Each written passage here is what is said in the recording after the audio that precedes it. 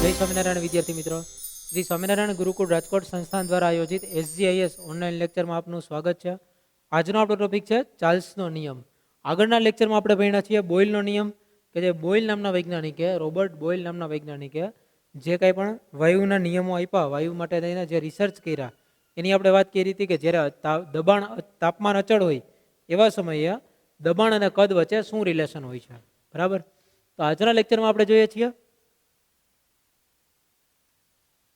ચાર્લ્સનો નિયમ. ચાર્લ્સ નામના વૈજ્ઞાનિકે શું કર્યું છે? તો કે ચાર્લ્સ અને ગેલ્યુસેક આ બે વૈજ્ઞાનિકો એવા હતા કે જેમણે હોટ એર બલૂન ટેકનોલોજીની અંદર થોડા ઘણા રિસર્ચ કરતા હતા. બરાબર, તમે જૂના કોઈ મૂવીમાં કે એમાં જોયું હશે કે એક મોટું બલૂન હોય, બરાબર, નીચેથી એને ગરમ કરેલું હોય. ગરમ કરેલું મતલબ કે નીચે એક બાટલો રાખેલો હોય, બર્નર હોય, અને હવા ગરમ થતી હોય. હવા ગરમ થાય એટલે ઉપર ચડે અને ઉપરની બાજુ જાય, એમ બલૂનની અંદર જવાતું હતું. તો એની અંદર એ ટેકનોલોજીની અંદર રિસર્ચ કરતાં કરતાં એમણે જોયું કે એના સંશોધન મુજબ એવું વાત થઈ કે જ્યારે દળ નિશ્ચિત હોય અને દબાણ પણ નિશ્ચિત હોય ત્યારે વાયુનું કદ એ તાપમાનના વધારા સાથે વધે છે. જો તાપમાન વધે તો વાયુનું કદમાં પણ વધારો જોવા મળે છે. એટલે ચાર્લ્સના નિયમ પ્રમાણે એક્ઝેક્ટલી તો આવું જ થયું. વી ચલે છે ટી, તાપમાન વધારી તો વાયુનું કદ પણ વધે છે. ચાર્લ્સે એવું ઓબ્ઝર્વ કર્યું કે જ્યારે પણ એનું આપણે દબાણ અચળ રાખ્યું છે અને જથ્થો નિશ્ચિત રાખ્યો છે ત્યારે તાપમાન વધારવાથી વાયુનું કદ વધી જાય છે. બરાબર, આ એનું રિસર્ચ હતું. તો કેટલું કદ વધે છે? અને જો આપણે વાયુને ઠંડો પાડી દઈએ તો એનું કદમાં ઘટાડો જોવા મળે છે. તો વધારો કે ઘટાડો કેટલો થાય છે એના માટે થઈને એણે રિસર્ચ કર્યા. તો જોવા મળ્યું કે તાપમાનની અંદર આપણે 1 ડિગ્રી સેલ્સિયસનો વધારો કરીએ, 1 અંશ સેલ્સિયસનો વધારો કરીએ ત્યારે 0 ડિગ્રી સેલ્સિયસ તાપમાને જેટલું કદ હોય, 0 ડિગ્રી સેલ્સિયસ તાપમાને વાયુનું કદ જેટલું હોય એમાં 1/273.15 એટલા ઘણો વધારો થાય છે. બરાબર, આની મતલબ એવો થાય, જો આપણે લખીએ વાક્ય અને સમજીએ કે તાપમાનમાં પ્રત્યેક 1 અંશ સેલ્સિયસ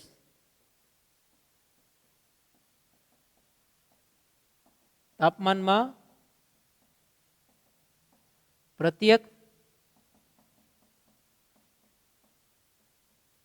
1 અંશ સેલ્સિયસ એના વધારા સાથે 1 અંશ સેલ્સિયસના વધારા સાથે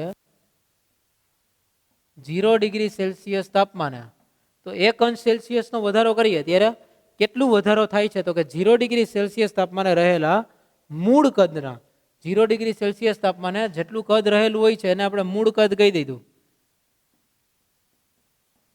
મૂળ કદના 1/273.15 એના જેટલો વધારો દર્શાવે છે. મૂળ કદના 1/273.15 જેટલો વધારો થાય છે. શેમાં વધારો થાય? કદમાં. બરાબર, તો તાપમાનમાં 1 ડિગ્રી સેલ્સિયસ વધારીએ ત્યારે આટલું એનું કદ વધી જાય છે. તો જો આપણે ગાણિતિક રીતે લખીએ કે ભાઈ જો ટી તાપમાનની વાત કરીએ કે ટી તાપમાને કદ કેટલું હશે, આપણને ખબર નથી કે તાપમાન કેટલું છે. આપણે કોમન રીતે સૂત્ર લખીએ છીએ ભાઈ ટી તાપમાને કદ કેટલું હશે, તો ટી તાપમાને કદ કેટલું હોય પહેલા તો એ જ લખવું પડે કે ભાઈ 0 ડિગ્રી સેલ્સિયસ તાપમાને કદ કેટલું છે, એટલે V0 એ જેટલું હોય એમાં ઉમેરવાનું આવશે. એનાથી વધારો થાય છે ને, તો 0 ડિગ્રી સેલ્સિયસ તાપમાને કદ છે એ V0 છે. બરાબર, એની અંદર આપણે ઉમેરવાનું છે. કેટલું ઉમેરવાનું છે? તો કે 1/273.15. આવું 1/273.15 ક્યારે? તો કે જ્યારે 1 ડિગ્રી સેલ્સિયસનો વધારો કરતા હોય, 1 અંશ સેલ્સિયસનો વધારો કરતા હોય. અહીંયા આપણે કેટલો વધારો કરીએ છીએ? ટી જેટલો વધારો કરીએ છીએ. આપણને ખબર નથી કેટલો કરીએ છીએ, તો અહીંયા લખવું પડશે T/273.15. અને કોના? આ T/273.15 પણ કોના ગણવાના? તો કે મૂળ કદના. મૂળ કદ કેટલું છે? V0 છે, તો આના ગુણાકારમાં V0 કરવું પડે. તો આના આધારે આખું સૂત્ર બન્યું. જો આના ઉપરથી એવું થઈ શકે કે તાપમાનમાં 1 અંશ સેલ્સિયસના વધારા સાથે 0 ડિગ્રી સેલ્સિયસ તાપમાને રહેલા મૂળ કદના, તો 0 ડિગ્રી સેલ્સિયસ તાપમાને V0 છે, એની અંદર મૂળ કદનું V0 છે, એનું કદ હવે એ તાપમાને T/273.15 આટલા ગણો વધારો થાય છે. તો મૂળ કદ તો V0 હતું, એની અંદર આટલા ગણો સામે વધારો જોવા મળે છે. વધારો જોવા મળે છે એનો મતલબ એટલું ઉમેરવાનું હોય, ટોટલ એટલું થાય છે એવું નથી કીધું, એટલા ઘણો વધારો જોવા મળે છે. બરાબર, મેથેમેટિકલ ટર્મ છે, થોડીક સમજવાનો પ્રયત્ન કરો કે મૂળ કદરા 1/273.15 જેટલો વધારો થાય છે, એના જેટલો વધારો કર્યો છે. અહીં એકની બદલે આપણે ટી રાખી દીધો, કારણ કે 1 અંશ સેલ્સિયસ નથી વધારતા, આપણે ટી અંશ સેલ્સિયસ વધારીએ છીએ, એટલા માટે ટી ના છેદમાં 273.15 ગુણ્યા V0 એટલા ઘણો વધારો થયો. એટલે મૂળમાં એટલું ઉમેરવું પડે તો જ થઈ શકે. બરાબર, મૂળ છે એનું 100 લીટર કદ હોય અને આપણો આનો જવાબ 10 લીટર આવતો હોય તો આપણે એમ ન કહી શકીએ કે ટી તાપમાને એનું કદ 10 લીટર હશે. 10 લીટર જેટલો વધારો થતો હશે, એટલે 100માં 10 ઉમેરવા પડે ને તો 110 થાય. બરાબર છે, એવું છે. તો આના ઉપરથી એવાને સાદુરૂપ આપીએ થોડીક, આ ટર્મને જે ગણિતિક વાત લખી છે એમાંથી આપણે V0 ને કોમન કાઢ્યા, 1 પ્લસ ટીના છેદમાં 273.15, આને લખીએ VT બરાબર V0, અહીંયા લખી શકીએ 273.15 પ્લસ ટી છેદમાં 273.15. તો આ આવી ગયું VT બરાબર V0 ઇન્ટુ 273.15 પ્લસ ટી છેદમાં 273.15. આ એનું સૂત્ર બન્યું કે ભાઈ ટોટલ કદ એનું આટલું થશે ટી તાપમાને, ટી ડિગ્રી સેલ્સિયસ તાપમાને. એમ કહો કે 20 ડિગ્રી સેલ્સિયસ તાપમાને કદ કેટલું થાય? 0 ડિગ્રી સેલ્સિયસ તાપમાને એનું કદ 8 લીટર છે. બરાબર, તો 20 ડિગ્રી સેલ્સિયસ તાપમાને એનું કદ કેટલું થાય? તો 0 ડિગ્રી એ તો 8 લીટર છે એટલે અહીંયા 8 લખ્યા. આ 20 ડિગ્રી સેલ્સિયસ કેટલું થાય? તો અહીંયા 20 લખવાના આવે ટીની જગ્યાએ, બસ બાકી ગણતરી આમ નામ રહેશે, એટલે અહીંયા આપણો જવાબ આવી જાય VT. બરાબર, હવે આ જ સૂત્ર છે, આ સૂત્રની અંદર 273.15 જે આંકડો છે જે આપણે લખ્યો છે 273.15, એ શું દર્શાવે છે? એક નવો જ આખો માપક્રમ એક દર્શાવે છે 273.15. એને આપણે એક એના દ્વારા દર્શાવી શકીએ છીએ કે દરેક વખતે અહીં આંકડો તો 273.15 જ રહે છે, એ તો બદલતો નથી. તો આપણે દરેક વખતે આ 273.15 ઉમેરવા આની અંદર, એના કરતાં કંઈક નવું જ લખી દઈ, નવો એકમ જ ડિસ્ક્રાઇબ કરી દઈ કે નવો એકમ જો આપણે ઇન્ટ્રોડ્યુસ કર્યો તો હવે નવા એકમને જ કારણે, નવા એકમને લીધે આપણે એની અંદર ગણતરી કરી શકવાના છીએ. તો એ 273.15 પ્લસ ટી જે છે એને આપણે અહીંયાથી બદલાવી દઈએ કે આ આખાની અંદર ટી લખીએ 273.15 પ્લસ ટી. બરાબર, અને અહીંયા T0 લખીએ જેને કીધું છે 273.15. આ ટી કેપિટલમાં લખ્યો છે એનો મતલબ કે તાપમાન કેલ્વિન એકમમાં દર્શાવેલું છે.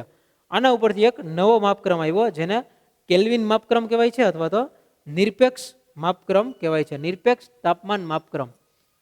બરાબર, આ કોના માટે આવે છે? કેલ્વિન માપક્રમ અથવા તો નિરપેક્ષ તાપમાન માપક્રમ. કેલ્વિન માપક્રમ કહેવાય છે અથવા તો બીજું નામ છે નિરપેક્ષ તાપમાન માપક્રમ. તો નિરપેક્ષ રીતે આ કોઈના પર આધાર રાખતું નથી. બરાબર છે, અને એની વેલ્યુ છે એ 273.15, એટલે કે એનું 0 કેલ્વિન એને ધારી લેવાનું છે. બરાબર, T0 બરાબર 273.15 કીધા છે. આ 273.15 જે છે એને આપણે 0 તરીકે ધારી લેશું. બરાબર, 0 કેલ્વિન તરીકે ધારવામાં આવે છે.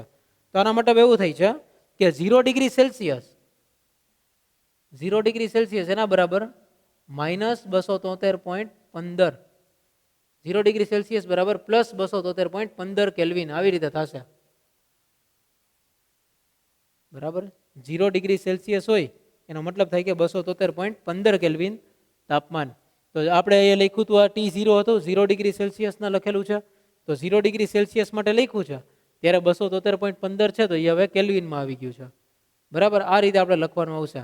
અને જો 0 કેલ્વિન હોય આનો મતલબ એવો થાય કે જો 0 કેલ્વિન હોય તો હવે આ 273.15 સામે વયા જાય, એટલે -273.15 ડિગ્રી સેલ્સિયસ. તો આના માટે આવું લખી શકીએ કે 0 કેલ્વિન બરાબર -273.15 ડિગ્રી સેલ્સિયસ. આ આપણી પાસે એક નવો એકમ પણ બની જાય છે. નિરપેક્ષ શૂન્ય માપક્રમનો એકમ કેલ્વિન છે, જેને આપણે અહીંયા ઇન્ટ્રોડ્યુસ કર્યો, જે ચાર્લ્સના નિયમથી જ ઇન્ટ્રોડ્યુસ થયેલો છે. પ્રેક્ટિકલી કેવી રીતે થયો એ પણ આપણે હમણાં આજના જ લેક્ચરમાં હજી જોવાનું છે કે પ્રેક્ટિકલી નિરપેક્ષ શૂન્ય માપક્રમ કેવી રીતે આવ્યું છે. હવે આપણે આ બંને કિંમતો, આ જે બંને કિંમતો લખી છે, આ બંને કિંમતો આપણે આ સમીકરણ નંબર 1માં મૂકીએ. બરાબર, સમીકરણ 1 ની અંદર એ કિંમતો મૂકીએ તો શું બનશે આપણું સૂત્ર? તો કે ત્યાં બને VT બરાબર V0 એના ગુણ્યા 273.15 પ્લસ ટી, એના લખી શકીએ ત્યાં ટી અપોન 273.15 ની જગ્યાએ લખવાનું છે T0. આ રીતે આપણે લખી શકીએ. એટલે સૂત્ર બને છે VT અપોન V0 બરાબર TT અપોન T0. આમાં શું દર્શાવે છે?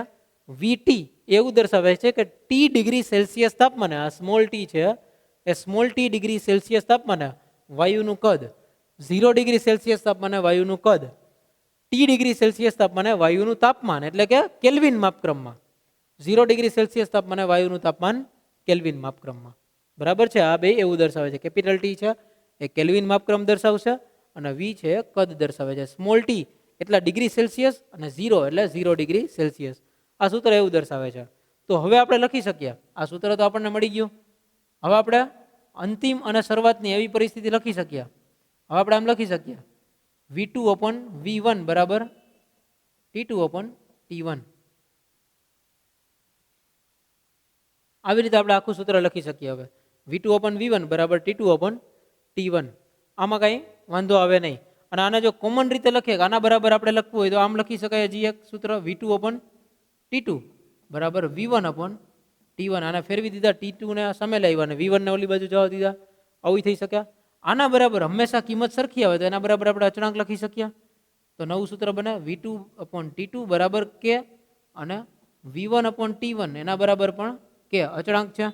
તો હવે આ કોઈ પણ એક સૂત્રને લખીએ તો આના આધારે એવું લખી શકીએ કે V અપોન T એના બરાબર પણ શું થશે? K અચળ જ છે. આપણે બોયલના નિયમમાં જે શરૂઆતમાં કર્યું હતું ને એમાં ઊંધું આવ્યું. બરાબર છે? તો V અપોન T બરાબર અચળ બને છે હંમેશા કદ અને તાપમાનનો ગુણોત્તર. તો કદ અને તાપમાનનો ગુણોત્તર હંમેશા અચળ હોય છે. બરાબર? તો આના બરાબર બને V બરાબર K ઇન્ટુ ટી. તો લખી શકીએ V ચલે છે ટી. કદ છે એ તાપમાનના સમપ્રમાણમાં હોય છે. તો અહીંયા લખ્યું છે કદ છે એ તાપમાનના સમપ્રમાણમાં છે. પણ કયું તાપમાન છે? તો કે નિરપેક્ષ તાપમાનના સમપ્રમાણમાં હોય છે. વાયુનું કદ એ નિરપેક્ષ તાપમાનના સમપ્રમાણમાં છે. જો આપણે આખું સ્ટેટમેન્ટ લખીએ તો એવું લખી શકાય. હવે આના માટે આ વખતે આપણે આની અંદર દબાણ અચળ રાખ્યું છે. તો આમાં લખી શકાય અચળ દબાણે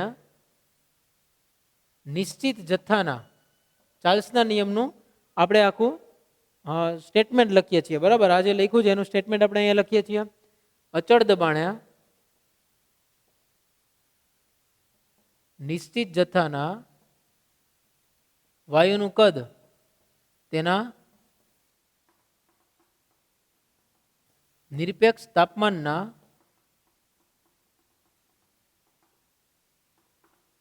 સમપ્રમાણમાં હોય છે. તો જ્યારે નિશ્ચિત જથ્થો છે એનું વાયુનું કદ એના નિરપેક્ષ તાપમાનના સમપ્રમાણમાં છે એવું આપણે અહીંયા સાબિત કર્યું. બરાબર? અચળ દબાણે નિશ્ચિત જથ્થાના વાયુનું કદ તેના નિરપેક્ષ તાપમાનના સમપ્રમાણમાં હોય છે એ આપણે અહીંયાથી સાબિત કર્યું છે. બરાબર? હવે આના રિલેટેડ આપણે આલેખ દોરીએ કે દબાણ અચળ હોય એવા સમયે આપણે આલેખ દોરીએ તો આપણને એમાં શું જોવા મળે એની પણ આપણે વાત કરી લઈએ કે જો આવા ટાઈમે આપણે આલેખ દોર્યો તો આપણે શેના વિરુદ્ધ શેનો આલેખ દોરીએ છીએ અને આપણને શું જોવા મળશે. બરાબર? એની પણ વાત કરીએ. તો આ તો આપણો ચાર્લ્સનો નિયમ. ચાર્લ્સના નિયમની અંદર બધી વાત તો ખબર પડી ગઈ, પણ હવે ખાલી એક આલેખ બાકી રહ્યો જે બહુ સિમ્પલ છે. બોયલનો નિયમ, ચાર્લ્સનો નિયમ અને ગેલ્યુસેકનો નિયમ ખૂબ જ સહેલા નિયમો છે. ફક્ત એક જ કન્ડિશન છે કે તમને મિક્સ ન થઈ જવા જોઈએ. ત્રણેય નિયમો અંદર અંદર મિક્સ ન થઈ જાય તમારાથી તો તમને કાંઈ વાંધો આવશે નહીં. તો જો આના માટે આપણે આલેખ દોર્યા, કદ એના વિરુદ્ધ તાપમાન. અત્યારે તાપમાન જે રાખ્યું છે ને આપણે ડિગ્રી સેલ્સિયસમાં રાખીએ છીએ. અને તાપમાન જે રાખ્યું છે ને આપણે હું ટી ડિગ્રી સેલ્સિયસમાં લખું છું. એનો એકમ ડિગ્રી સેલ્સિયસ રાખીએ છીએ. બરાબર? ડિગ્રી સેલ્સિયસ એકમની અંદર તાપમાન આપણે લખીએ તો ડિગ્રી સેલ્સિયસ એકમમાં તાપમાન લખવામાં આવે છે જ્યારે ત્યારે આનો આલેખ એવી રીતે બને છે કે એનું દબાણ અચળ રાખ્યું છે. દબાણ અચળ હોય એવા ટાઈમે જે કંઈ પણ આલેખ બને એવાને સમભારી કહેવાય, આઈસોબાર કહેવાય. આવા આલેખને આવી જે લાઇન્સ હોય એને આઈસોબાર કહેવાય. જ્યારે તાપમાન અચળ હોય ત્યારે એને સમતાપી કહેવાય. બરાબર છે? તો આની અંદર હવે આને આઈસોબાર કહેવાય, સમભારી. ત્યારે દબાણ અચળ રાખ્યું છે. તો આવા તાપમાન અને કદ વિરુદ્ધ તાપમાનનો આલેખ છે. તો આલેખ છે આવી રીતે આમ સીધી લીટી મળશે.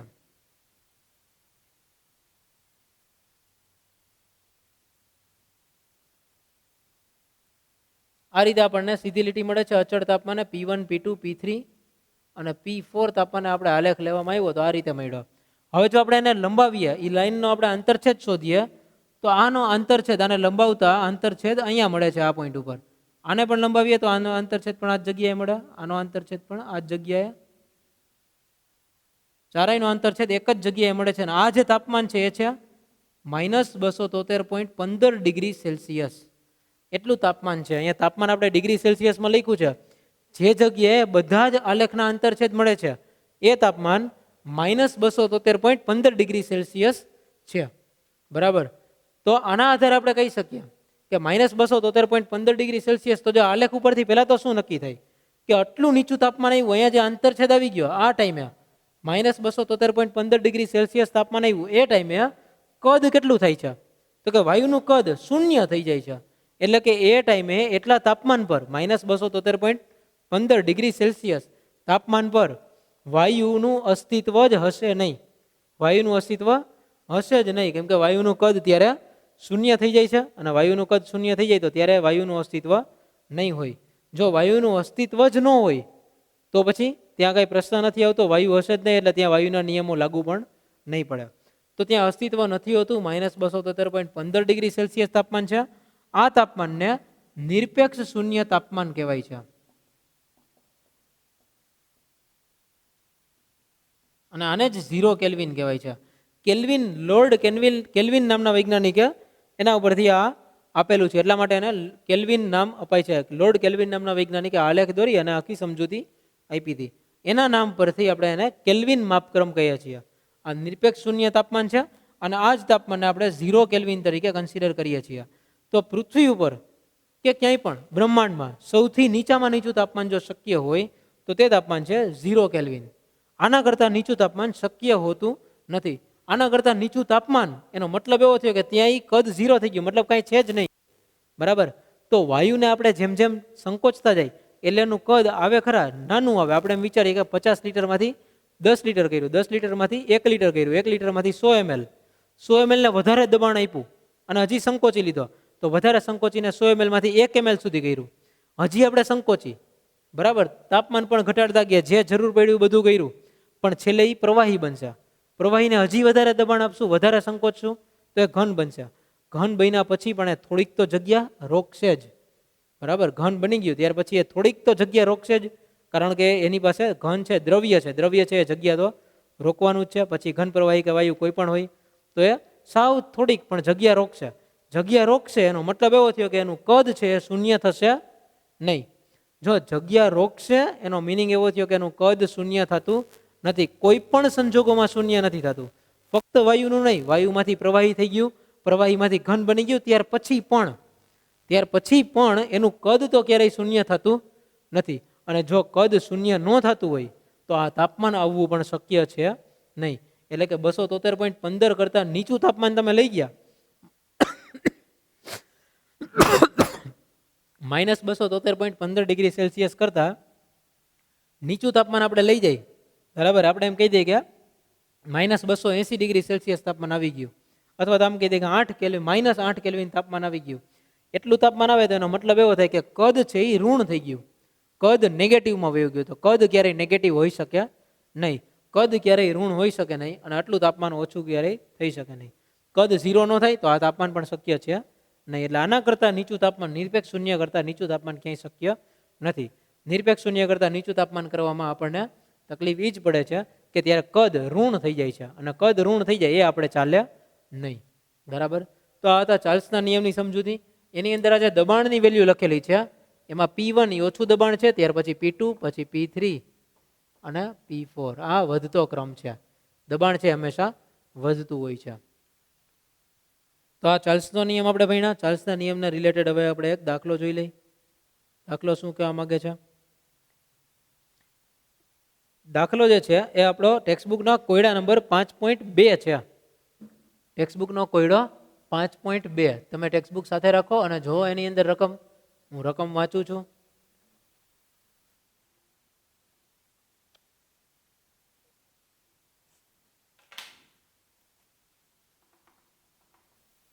કોયડો 5.2, રકમ વાંચજો. પેસિફિક મહાસાગરમાં તરતું જહાજ કે જ્યાં તાપમાન 23.4 ડિગ્રી સેલ્સિયસ છે. ઓકે, આવી ગયું પેલું કામ. 23.4 ડિગ્રી સેલ્સિયસ છે, બરાબર. આ તાપમાન આપ્યું. ત્યાં એક બલૂન છે અને એ 2 લિટર વાયુથી ભરેલો છે. તો 23.4 ડિગ્રી સેલ્સિયસ છે આપણું T1 થઈ ગયું.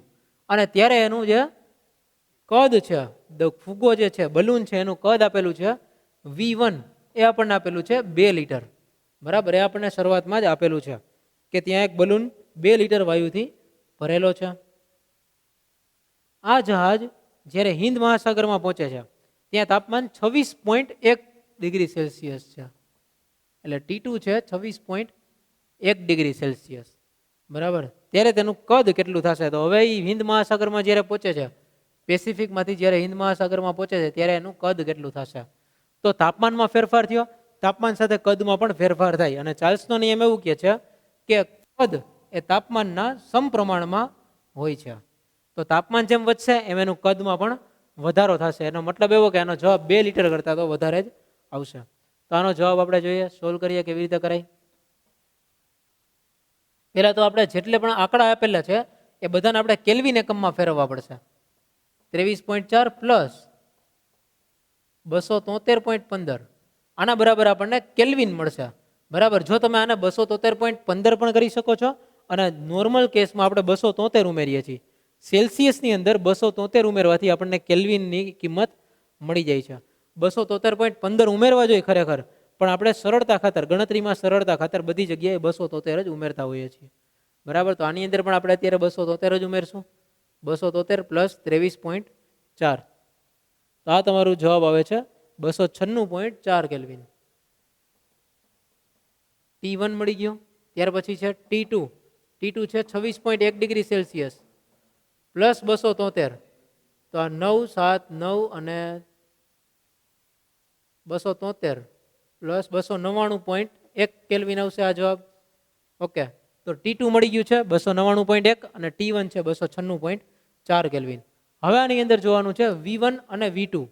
તો કદ છે આપણી પાસે, પેલું શરૂઆતનું જે કદ હતું ફુગાનું કદ એ 2 લિટર જેટલો વાયુ છે, અને અંતિમ સમયનું જ્યારે કદ છે V2 છે એ આપણે શોધવું છે. તો આપણી પાસે સૂત્ર તો આવી જ ગયું છે. સૂત્ર આપણે હજી આગળ લખ્યું હતું, V1/T1 બરાબર V2/T2. તો V1 2 લિટર, T1 296.4, V2 એ આપણે શોધવા છે, અને T2 299.1, બરાબર. તો આની અંદર આપણે કિંમત લખીએ, આ બધાની સાદુરૂપ આપીએ ને V2 ને કરતા બનાવીએ.